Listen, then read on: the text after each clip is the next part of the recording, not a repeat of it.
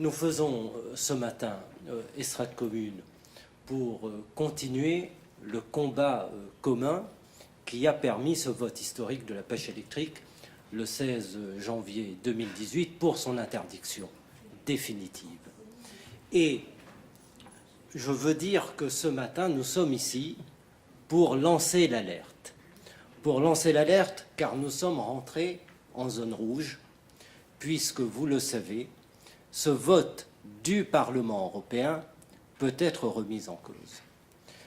Et je veux dire que je ne souhaite pas que notre Parlement européen soit ce Parlement qui soit le plus ridicule au monde.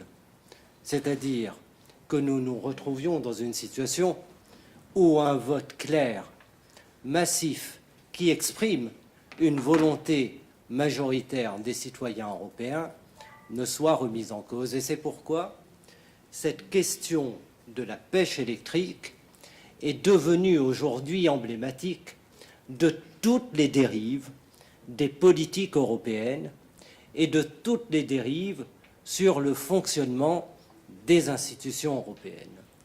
Dérives des politiques européennes qui manquent de cohérence. D'un côté, vous avez la politique commune des pêches qui inscrit des principes en matière de durabilité, et de l'autre côté, vous avez des mesures prises par la Commission européenne qui sont des mesures écocides.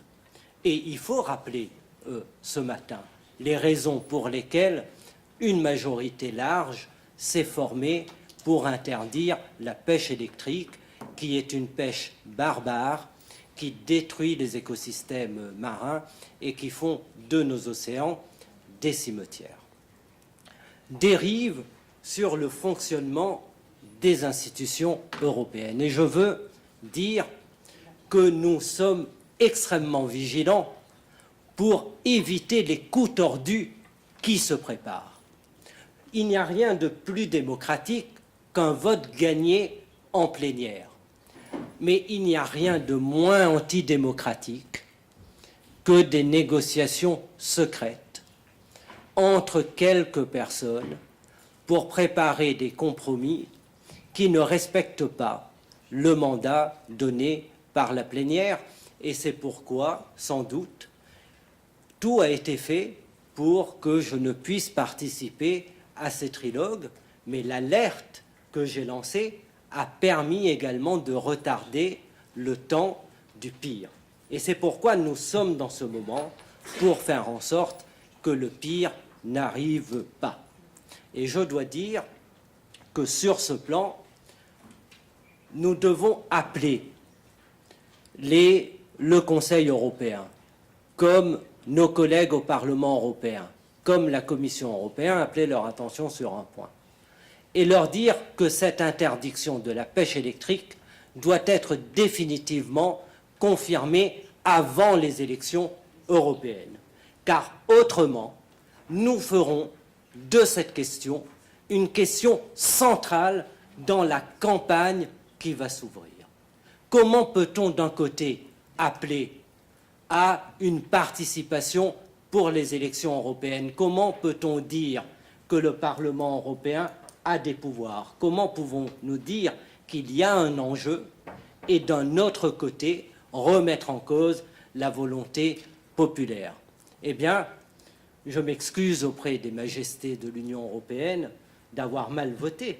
Est-ce que les trilogues contrôlent les votes en plénière? Non, il y a eu un vote conscient, un vote éclairé et un vote qui doit aujourd'hui être confirmé, et nous nous battrons jusqu'au bout de manière déterminée pour remporter ce vote. Et je veux dire enfin, et je termine là, que nous mettrons la pression maximum aussi sur le gouvernement français et sur le président de la République, Emmanuel Macron, qui doit exercer l'influence qui est la sienne au sein du Conseil européen, car nous ne comprendrions pas qu'un seul État membre très favorable à la pêche électrique puisse, à lui seul, venir à bout des volontés des autres États membres, pour peu qu'il y ait une volonté du côté de la France de confirmer le vote en faveur de l'interdiction de la pêche électrique. Merci.